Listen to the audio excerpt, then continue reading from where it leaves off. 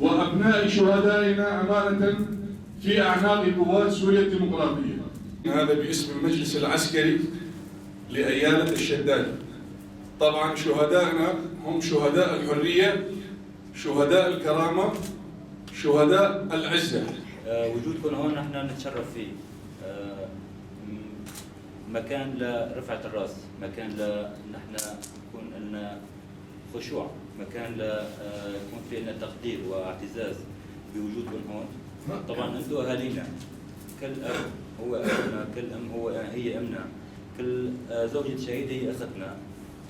تواجدكم هون نحن بيزيدنا عنفوان، بيزيدنا عزه، بيزيدنا كرامه. انا حابب بلش بنقطتين.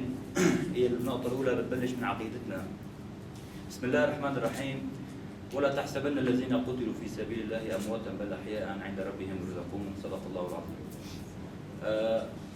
حبيت بلش بآية القرآنية هاي لأنه نحن قاتلنا الإرهاب اللي كان متمثل بالإسلام، اللي كان عم بيدعي الدين، اللي كان عم بيدعي الأخلاق، اللي كان عم بيدعي الإسلام، اللي كان عم بيدعي العقيدة، ونحن شفنا ما كان موجود من هذا الشيء. فلهيك بلشت بسم الله، الله الحق، السلام، الأمان، المحبة، الإخلاص، التعايش المشترك. لهيك قوات سوريا الديمقراطية بدرت بهي الآية القرآنية. نحن بنقول الشهداء هم قادتنا المعنويون.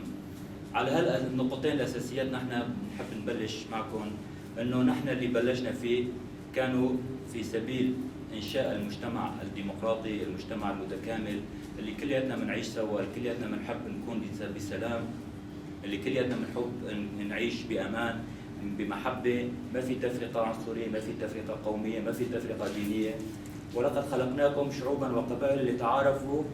نحن كلياتنا هلا شعوب وقبائل بشمال شرق سوريا جمعناها تحت راية قوات سوريا الديمقراطية، وعلى هذا الاساس بلشنا الخطوة الأولى من 2011 لوصلنا لهالمرحلة، حطينا 11,000 شهيد. الشهداء منارة شامخة وسراج تهدي به الأجيال إلى دروب الحرية والإيثار. الشهداء هم الأبطال الحقيقيون الذين صدقوا ما عاهدوا عليه. هم الشجعان، بل هم الشجاعة بكل مقوماتها وحقيقتها. بسم الله الرحمن الرحيم. الشهداء قاداتنا المعنويون. الشهداء شجرة طيبة، وهذه الأرض الطيبة لا تسقى إلا بدماء الشهداء. جميع عوائل الشهداء الموجودين والغير موجودين حسب الظروف، ونحن حبينا يعني نشوفكم بهالصورة قدام عيننا. يعني للظروف اللي صارت معنا طرأت، ممكن ما قابلنا العوائل أو ما وصلنا نقدر يعني لبيوتهم، بس نحن فخورين بوجودكم. هسه عام جميلته لا شغل ولا عمل، وكان مثل مجموعة حسان حسين حماد الحاج. كان نجي على المؤسسة لا مي لا شيء، نجي على المؤسسات لا احترام ولا شيء، نجي على المجلس لا احترام ولا شيء. يقول انه هذا الشهداء صراحة لنا. وابو خالد جيناش بحاجة يقول روحي عندي. حكى كلمة اللي زينة ما راح حكيها في المؤسسة. والباقي مودينا الاسامي وابني مو مودينا الاسامي اسمه. يعني عندي 5 أطفال يتامى، ورايح جاي صار لي من اول ما مثل ما تقولي ما تاسست هنا وصارت المؤسسات، وادور على شغله عمله وبدون اي جواب وبدون اي مثل ما تقولين نتيجه. عندي بنت الستين عمرها 9 سنين، مطلوب مني مثل ما تقولي اخذ لها سماعات الها ما تسمع بنتي.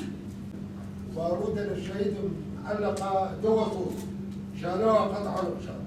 يا اخي ليش هالعمل هذا؟ يا اخي هاي ذكرى بس ذكرى، حتى تخيلها ما حد. أهوال شهدائنا في مقر قيادة قوات سوريا الديمقراطية، قيادة العسكرية الشدادي. نحن اجتمعنا عليكم من خلال آرائكم إن هناك مشاكل بخصوص التوظيف، بخصوص المعينات، بخصوص عدم الاحترام بشكل عام. في شهيد اعلى من شهيد وشهيد اوطى من شهيد لا سمح الله.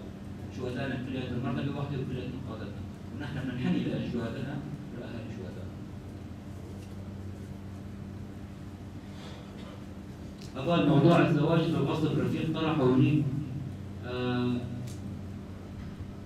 تعطي اسمه كامل. شوف عندك معلومات للرفيق علي. نحن كمان بإرادتنا بقوتنا لنا، فنحن هلا كمان بمرحلة إنشاء وبدنا شوية تعب، بدنا شوية طاقة زيادة لنوصل اللي بدنا إياه، بس بدنا كمان أنتم كمان طولوا بالكم علينا لنقدر نلبي لكم طلباتكم. وما نريد نعيد ونكرر، كمان الرفاق رح يوقفوا على كثير من الشغلات اللي تواجدت على هالاجتماع هذا. وهلا نشكركم.